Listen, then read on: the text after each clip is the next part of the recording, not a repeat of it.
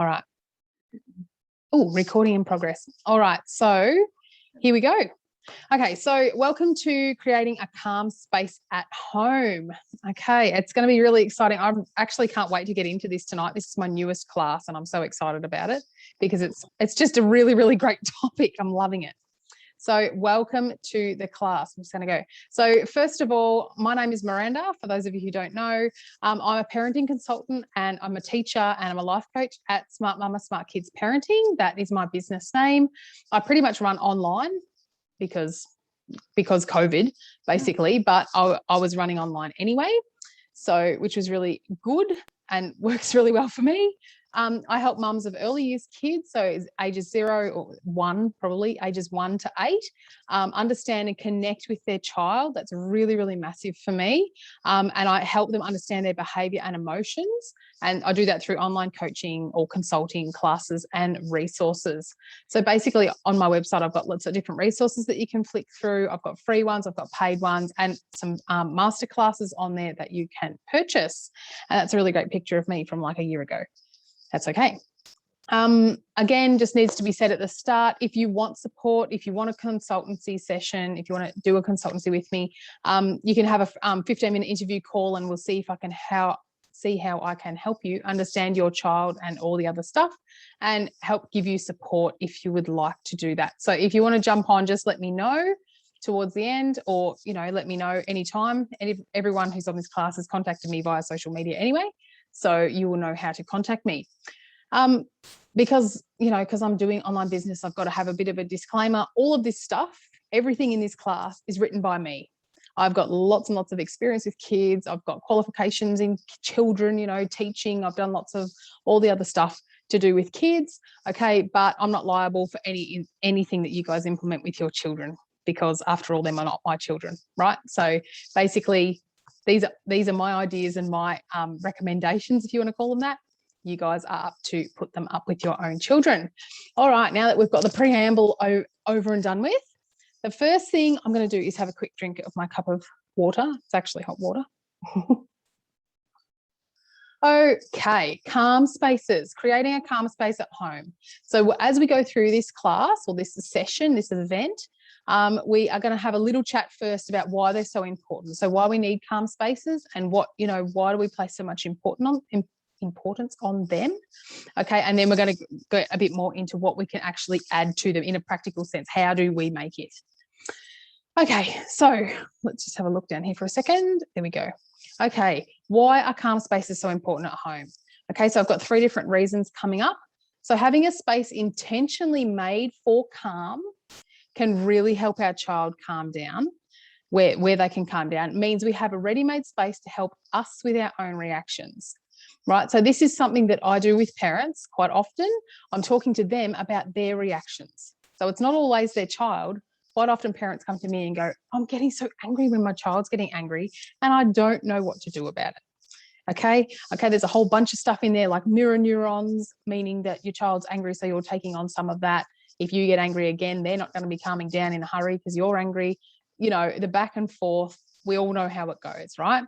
Having a calm space means that you have got an out when you're going to flip. Basically, I'm just going to say it like that, all right? If you've got a calm space, it doesn't mean you're not going to get angry. It doesn't mean your child's not going to tick you off. It doesn't mean any of that. It means you've got a ready-made strategy to go, we need to just back it up for a minute and calm down. Can you just go over there for 5 minutes? Just go and do some calming down and, or play with the Play-Doh over there or whatever it is. We'll get into some of that stuff in a minute, but basically it helps.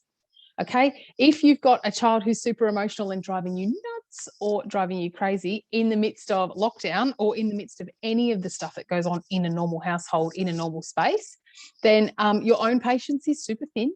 And this means that you can really struggle to hold it in. As I said, excuse me while I change my script over. As I said, you can struggle to hold it in and you can really do things and say things that you regret. Okay, I am definitely in this category and have been in this category before, a lot more than I am now, I have to say. But it's not fun, and it's the guilt that comes afterwards is not great. And the relationship with your child is not built as a result. It's pulled down a little bit, if you know what I'm saying. Or that's probably a bit of an extreme way to say it, but you know what I'm saying. Again, this strategy helps you as much as your child. Something that I need to put in here is it needs to be said, I'm actually going to read this off my script because I wrote it really well. It needs to be said that calm spaces are intended to be positive rebuilding spaces. They're not a timeout corner. Okay, they're not, and you don't want to be using them when your child is acting out, like literally throwing something at your head just to be a pain in your backside. That's not really the moment to use a calm space. You could use it, but we don't want it to be seen as a reward. You know, go over there and have a lovely little time in your calm space because you've done something that you shouldn't when you knew that you shouldn't. Right? This is for those moments when your child when they want to play there, they may want to just play in the calm space and take themselves there. That's great. That's the end game right there. But this is for when they're really, really overwhelmed. So when your child is really getting angry, really not able to calm themselves down, this is the intention of a calm space. All right, I'm not saying don't send your child there if they've had an angry moment, you're not sure. Sometimes it's really hard to guess or judge which one they're in, whether they're being intentionally a pain or whether they're actually really struggling. It's not going to matter. If you send them to the calm space, it's fine.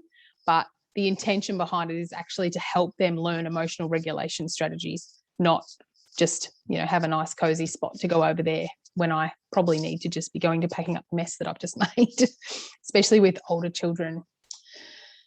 Okay. So second thing, calm spaces teach our child that they can calm down, and it proactively gives them some tools on how to do so. So lots of people, especially in generations past, I'm going to say, will just say, calm down, stop that crying. That's it. You need, stop it. And we've all been there, right? We've all been there with parents or with other people. Calm spaces actually give our child the space, a literal space, and sort of facilities and things on hand to help them learn how to become calm. To help them learn how to become calm, regulate their emotions and their nervous system more effectively. So basically what calm spaces do is give kids the space to learn these things. With our help, okay, we're probably not going to be in the calm space, especially with kids who are a bit older, but we're going to be available. We're going to be around if they need help with something, or they need to be told not to throw the Play-Doh that's in the calm space or some of those things that, let's be practical. That's what happens sometimes. Then that's, we're around, but it's really important that they get some tools. They're starting to learn. We want to give our kids tools, which requires us, but it also requires them making some effort as well and having some stuff around to learn how to do that. Okay, what else have we got here? Oh, yes, that's right. My favourite bit. Right here is where I share a little bit. I should have done a slide on it, but I didn't. This is where I share a bit of info about brains and emotions. All right, I really love this, this area of study, for want of another way to put it. When our child is in a high emotion state, they're operating out of the fight or flight part of their brain.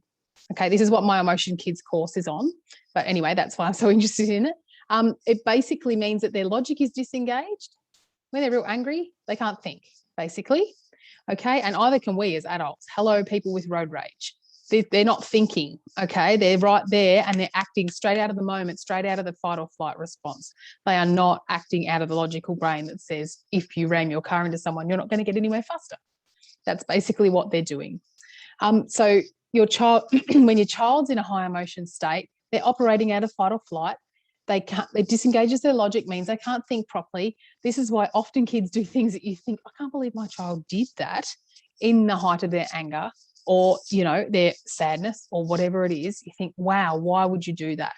Because they're not in control of their brains and they're not in control of themselves because they haven't learnt the skills, basically. And adults who are having those big, huge emotional meltdowns, everyone has one occasionally, but those really regular emotional meltdowns, they haven't learnt emotional strategies either for that particular situation. They haven't learnt that they can't keep their logical brain in check as much. So the logical thinking brain, they call it, but it's basically your prefrontal cortex, can only come back online as the child calms down. So they're just I call it, in my course, I call it the owl and the hedgehog. So the hedgehog is when all the prickles are out, they're working out of their brainstem. This is from Dr. Daniel Siegel, The Brain in the Palm of the Hand, but I wrote a little song about it.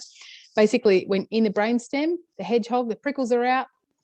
When you're coming back down to be an owl, you're bringing your prefrontal cortex, the front of your brain, back online, and you're basically able to be more logical, think a bit more wisely like an owl.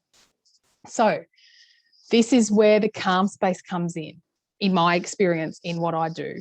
If you have a calm space that helps them calm and then brings their logical brain back in, that's when they can start to really calm down, and it really, really helps. Yeah, we'll talk about the different parts of the calming down process as we go through, basically. But there you go. So there you go. There's a little insight into one of my courses, my emotional course, because it's so important. And the best thing about the brain in the palm of the hand, again, that's Dr. Dan Siegel. That's not me that came up with that, but I came up with the animals. The best thing about that is you can actually teach your kids that when you feel angry, you're acting out of your brainstem. When you feel, when you are calmer, you're acting out of your clever brain, out of the wiser brain. So do you feel like, you can talk about it. You can talk about it with your kids. You can talk about it at schools. I'm a teacher as well. I talk about it with kids sometimes. It's really, really interesting. That, to me, Okay, now the third reason that calm spaces are so helpful is, firstly, I try to do stuff with parents that directly relates to kids growing up. So I'm not interested in teaching well, I am. If we need to, we'll do that and just modify strategies. But most of the time I try to teach really simple, really basic strategies that go, you know what, this is what's expected as you grow. If we can do the small kid version of the big kid thing, that's so helpful. Right? Because then you're not trying to teach a whole different thing in 2 years' time when your child's older and you go, well, now I have to teach you that actually the stork didn't bring the baby. That's not a great example, but you know what I'm saying. So basically, calm spaces, I really, really love them. We didn't do them when I was a child, but calm spaces I love because moving away to calm yourself down is a hugely important skill that older kids do, teenagers do, and adults do as well. If I'm angry about something, usually I will move away to calm myself down. I probably won't go to a space and play with Play-Doh or whatever, but I am going to be probably withdrawing a bit from the general people, especially if it's my family and everyone's annoyed at each other, if you know what I'm saying.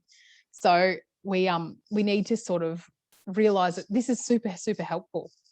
And it's another reason why they have it in classrooms. Again, in daycare centres, they quite often have a calm space. Lots of classrooms now. I'm a relief teacher, so I go into heaps of different classrooms in the one school, lots of different classrooms, and quite often they've got a corner with beanbags, with cushions, with books, with fluffy toys, with Lego. They're basically calm little spaces for kids who are feeling overstimulated.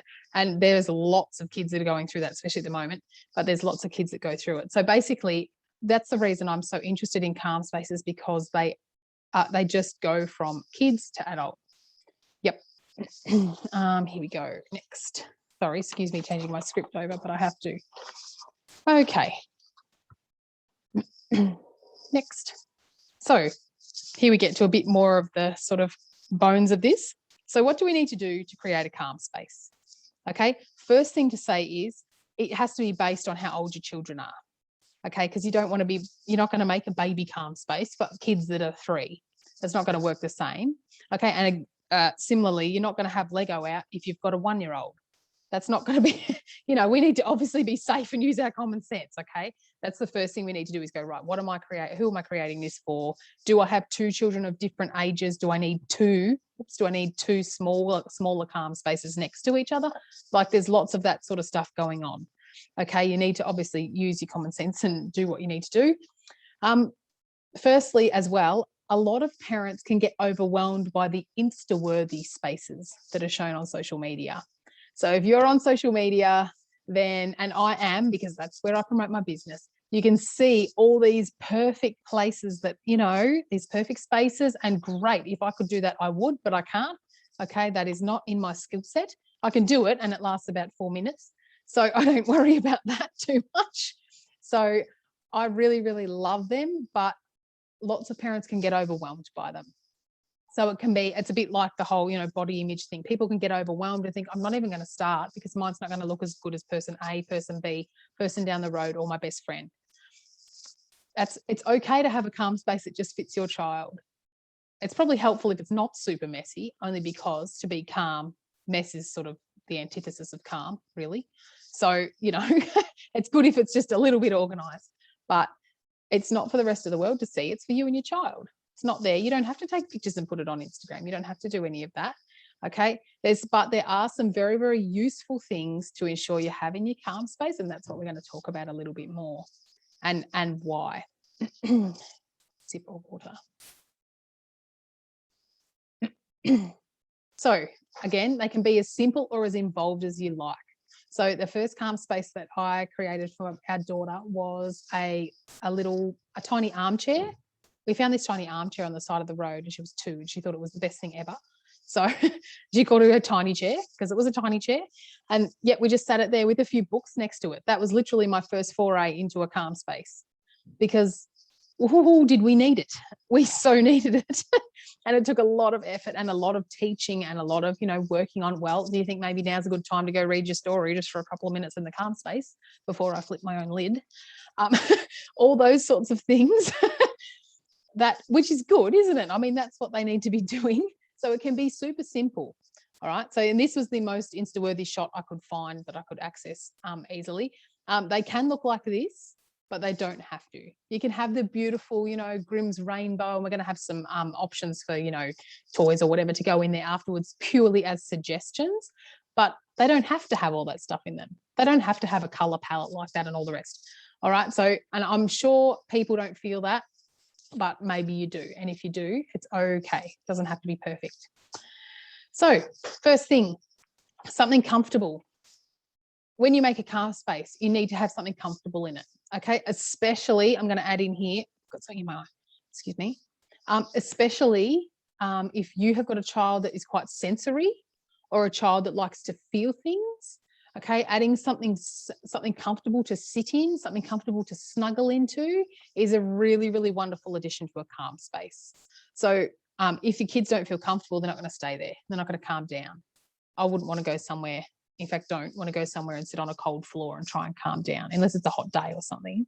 So for me, it's about having that something comfortable in there. It can be a beanbag. It can be a rug. It can be a cushion. Their favorite soft toy. Actually, I'm probably going to say that in the next one anyway. I usually would give my child their favorite soft toy, or a couple of favorites, in there with them, so that they've got something that is, they can actively play with. If, there's so many things that you can put in there, but it's just so important that it's a bit comfortable. Okay. When you think about a reading corner, or, if that's what you might call it, then that sort of stuff's what I'm talking about. You can have a teepee, like one of those little teepee tents. Super great, especially as they get older. I can see you guys nodding. Especially as they get older, teepees are great because they can close themselves off from the world a little bit, and they don't have to feel like they're on show doing whatever they're doing. They might not like that, I don't know. Like, obviously it's individual sort of preference, but it is very, very helpful. A teepee is great if you've got space. I'm running out of voice. So comfort and texture brings calm, basically. So for instance, I've got a blog post up about these, so or it's about to hit publish today, actually. So I've got like rugs, there's different things that you can grab. I mean, these are gorgeous Insta-worthy ones, obviously, because they're from shops. But yeah, like a blanket with pom-poms. How good? I don't know. If you crochet yourself, you can make a blanket with pom-poms. It's just a great fidgety, it's just a great fidgety thing, It's really, really good, and can people can feel it. That one there's got some cable on it or something, just different textures. The other one is rugs. Laying on a rug is always a lovely thing to be able to do. Sheepskin, they're always a winner as well. Again, this rug's got tassels on the end. I mean, as adults, we think, oh yeah, tassels. But as kids that need to calm down, sitting, I used to plait tassels and then unplait them. Like, it sounds really silly. Clearly I had a fun childhood, but no, I actually did. But tassels, they're really another really great fiddle thing. I've got down here, feeling comfortable is just as important for older kids, but there are numerous options that are cool for them that give the same comfort feeling. Okay, so these blankets are quite, these are quite, these are not really age appropriate in any particular way. You could have them for whatever age, really, these ones that I've shown here. But some of the things that we've got are squishy mallows, those really big squishy toys. They are great. In fact, I should have put one of them up. They are fantastic. So you can basically, punch them in the face if you want. They're just a giant pillow, but they feel really, really nice. So that's just a really great thing to have in there. And the good thing about them is a kid can just lay there and just basically put their face in them. If they want to, they can feel it on their face, on their body. It's really sensory without being uncool, which is nice. A question that I hear a bit, are sensory toys and fidget toys helpful? Yes, this is where those toys are incredibly helpful. Yep. So if they can be made available, you could even have a little box of a few different ones in there that just stay in the calm space. Okay, sensory play like Play-Doh I mentioned before. Like all of that stuff you can do. Kinetic sand, if you can be bothered cleaning up the mess. I'm not worried about mess, but kinetic sand, it's the one thing I really don't like, but that's okay. Play-Doh, things like, again, the Insta-worthy things with the tubs with rice and little diggers in it, or, rice and different stuff like that kids can play with and feel and actually get that kinesthetic feeling, that grounding sort of feeling. It's really, really great for kids with anxiety anyway, just doing that stuff anyway. I've got down here, beware if they are angry. They might need a couple of minutes. Don't give them something they're going to throw, okay? Or you think they're going to throw. You have to be careful. If they're super angry, maybe they need to do some active stuff like go jump on the trampoline for a couple of minutes and get out some anger, okay? I talk about this a fair bit in my group, but getting out the adrenaline with anger, especially as boys get bigger and girls, but boys especially as they get bigger really need to jump out some of their anger sometimes if they're really angry. That calm spaces are really helpful as well. It depends on the child and it depends on actually the moment as well. So there you go. Which slide am I up to? 14. Here we go. This is the other one that I really love. Oops, mainly because it's about me. So this is the second thing. This is the second group of things that you can pop into your calm space. I need to tell a little story behind this. So every now and then I get to the point where I'm super going really fast in my brain in a good way. Like I'm really on, I'm on fire and I'm creating classes like this and all that sort of stuff. It'll probably happen next week. But it gets to nighttime and I'm like so tired. My body's so tired. I'm super tired, but my brain won't switch off.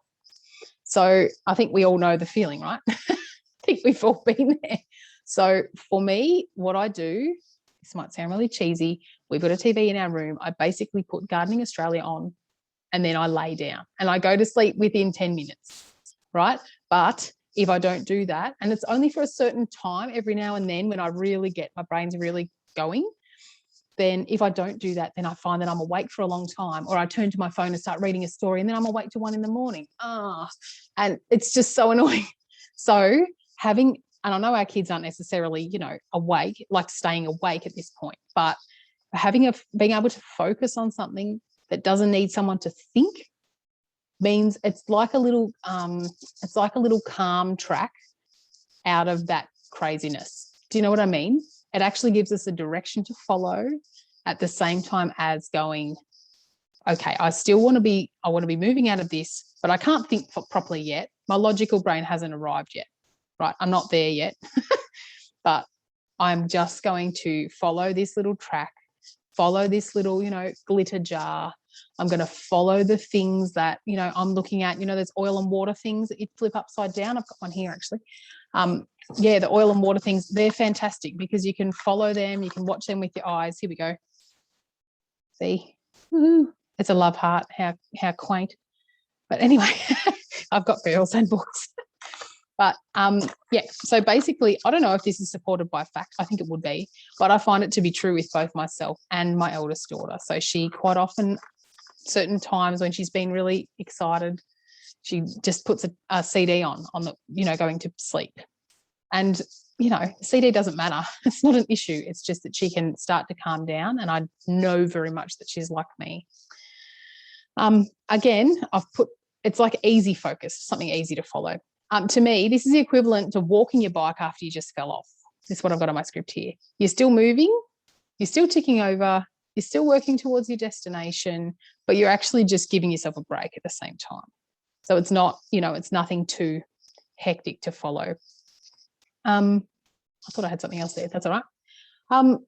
Basically, after that one, so after the initial peak, the big emotion has subsided, they're still they're not in fight or flight, but they may be here, right? They're starting to calm down a bit, but they're not, what do they say? It takes like up to 40 minutes to fully calm down.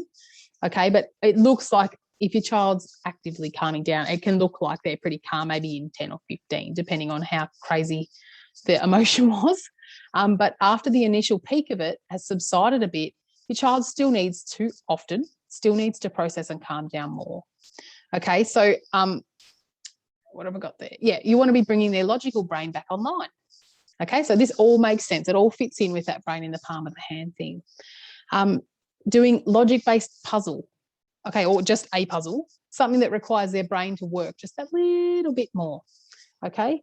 And you don't have to have this all set out like you're doing this first, you're doing this second, you're doing this third. Probably not going to work unless your child's quite small. If your child's 2, maybe that's a really great idea. You need to be more actively involved. But having a puzzle there that your child can go, I might actually have a go at that now. Or I might, balance this up on top of something now. Or I might do, I had some here. Oh, yeah, they're on the next page, actually. Excuse me. Some of these different options. Again, I've got a blog on this, so I just popped some of these things in here. The balancing Noah's Ark, for instance. That looks like a baby toy, but I'm telling you now, any kid who's a bit older and they're just in that space where they want to just zone out, but they still need to start doing things, they will pick that up and start doing it. Most adults, well, maybe they won't, but a lot of kids would, I should say. Okay, most adults who were just sitting there absent-mindedly would pick that up and start building it. I would pick that up and start building it. I'm a bit of a childlike adult, but, if I was sitting there with nothing to do and I was just trying to just blur for a sec, I would probably pick that up and start building it, right? So some of these, like wooden toys, I love wooden toys. They're really beautiful. They're a really, really great investment. So especially with people with younger children, it's really, really great to have some of these things around because they can play with them in any way. It doesn't have to just be for the calm space. But that one down the bottom is extremely Insta-worthy. It's a Grimm's weather set. I love the Grimm's stuff is amazing, but it's expensive, but it's well worth it. Anyway, some more ideas for older kids. Lego or Duplo, a weighted blanket and a beanbag. We talked a little bit about those before. Something like Jenga, and I'm not talking about having a massive competition. I'm talking about just stacking with Jenga because it's quite calming, just stacking and doing 2 and then 2 and then 2 and then 2 because you can make a tower. Okay, just a bit of a side note on that. It's probably, you don't want that to be their first activity because if it falls down and they were already angry, the Jenga's going to go flying. So, or possibly go flying, or you're going to end up back at, square one, basically. I know my kids love drawing materials. That's my middle daughter's chosen thing. When she's angry, she'll go and either sit with her fuzzy toys or fluffy toys, or she will do drawing. So yeah, some kids, especially even older kids, can be really into drawing. They discover the different drawing styles and it's just really good fun. So even having a beautiful set of textures there with some paper or, something that's a little bit special, but, is just available for them. Again, puzzles. We love puzzles in our house. We do lots of puzzles and I do them with the kids usually, and it's just really good fun. Puzzles are great. So we have, you have the board ones, but then you can have the bigger ones as well. What have I got here? Oh, quick thing. Remember, this is still a calm space. It's not dress ups. It's not trucks bashing into each other. It's not, fisticuffs at dawn. It's none of that stuff. Okay. It's meant to be calm. It's meant to be peaceful, and it's meant to be rebuilding your child, right? They're meant to be feeling better as they go through it. And it's also not a prison. It's not you have to stay there until you're whatever. You say, you know what, can you just spend 5 minutes in the calm space? Sometimes you might time them. If they're really angry, just go, I just need you to sit there and be there for 5 minutes. I don't care what you do. I just need you to be there. That might be okay because they're going to calm down in a couple of minutes. Maybe it's best you go sit with them in there. If they're having those real moments, Okay, I really I prescribe that a lot with parents, actually, to go and sit with your child when they're upset. If they let you, they might just want you to be around, especially if they're a bit older. But I quite often will sit. One of my daughters shut the door the other day and go and sit in the hallway. I had the time to go and just sit in the hallway near the door and just go, I'm here if you need me. And I mean, I only had to sit there for like 3 minutes. It felt like an eternity, but it actually wasn't that long. It was only a couple of minutes, and I was there for her when she needed me. And like, how good. That's what I want to be. That's what I want to be for my kids, and that's what I'm trying to help other people have the strategies to do as well. Yeah. What have we got here? Let's see where we're going next. Oh, hang on, I've got this in the middle here. Okay, so you will not regret. So we're just about towards the end here, but you will not regret building a calm space in your home. Okay, and your child won't either. Okay, the benefits far outweigh the negatives, if there are any negatives. I'm not sure there are any negatives. You've got to find a space if that's a negative. It can be in their bedroom. It can be, wherever. It doesn't have to be somewhere specific. It's great if your child's, especially kids under 8, if they can be somewhere where you are. So maybe not right in front of you, but if you've got a small corner or somewhere where they can be and they can be calm, but they can also be influenced by you because you're trying to teach them emotional skills. You're not just saying, sit down over there and learn it. You're actually there to try and help them if they do have an outburst to say, Mum, but, people just don't listen to me. You can sort of talk about that with them. You can sort of coach them a bit through it and go, okay, well, fair enough. Maybe I'll come sit with you and you can tell me whatever you want to say. Those sorts of things are very, very important. So, and the ripple effect into the future is massive. If your child can calm down, the difference that it makes is you can't even measure it. I mean, as a teacher, seeing the kids that have already learned some calming down skills, some of that emotional regulation skill, and then the kids that haven't learned any emotional regulation skills or a lot less, the difference is huge. Yep, the difference is huge, and it's huge in their social stuff because they may not know how to share as well, or they get antsy when someone else won't share, when someone else might be doing just the normal thing. Yeah, there's lots and lots of stuff that goes on between kids, as I'm sure everybody knows, between kids, especially at school and in kinder it starts. If your child can calm down and go, okay, I'm going to start giving myself some space. Oops, I know that I'm getting angry at this person. I might just walk away and go play in the sandpit for 10 minutes or, for a bit until I feel a bit better and don't feel so yucky. Then that's so helpful. I'm sure you guys totally know what I'm talking about, but that is so helpful. The last little bit, so we're just about finished. I've got one more slide at the end, but this is, if you are interested, I have got a little short course. It's called 14 Days to a Calmer Kid. Okay, it's about if you're feeling disconnected from your child or if you've recently had a baby. Quite a few people who've recently had babies have done this and have really liked it. Feeling like you want them to calm down and you want to connect with them more and you want to do something proactive and short term that can have a really big impact. So everyone that's done this course has really, really loved it. It's super easy and super fun. Basically what this course is it's 14 days of an activity every day. One activity every day. That's it. And it's so like I've designed the activities for parents to be able to easily do with their child that are fun. And they basically bring connection between them and their kids. Right? Like literally one of them is making a cup on a string. And I've got a script for you to ask your child through the cup on a string, and they've got to answer it back to you. So it's about building that sort of connection. That's super simple. And you might think, why have you got that in a paid course? That's just one of the activities, right? And there's lots of different, some are really emotional based ones, and some of them are fun ones that are intended to build that connection between parent and child. Different people have said different things. You've probably read some of these, but one person in particular, she said, I love the challenge. It was a nice reminder that kids love the simple things because we do it together. Sometimes I get a bit frazzled trying to do these complex Instagram-worthy activities with the kids when they're just desperate to do something together, right? The kids love it because every day you're doing something with them and you're putting them first. It's really, well, I really like it, and I've done it with my own kids, okay? And I do regularly do it with my own kids. If you want to find out more about it, you get 14 days of play, connection, emotion activities, printable gratitude journal PDF for you and your child, and it's got great reviews. If you do these daily activities, this could literally change your relationship with your child for the better and bring you closer again in the next 2 weeks. Okay, but a quick word of warning: when you get into it, you might think this is just activities. They are not just activities. They are connection-based activities that are made for parents to connect with kids, and it is not hard.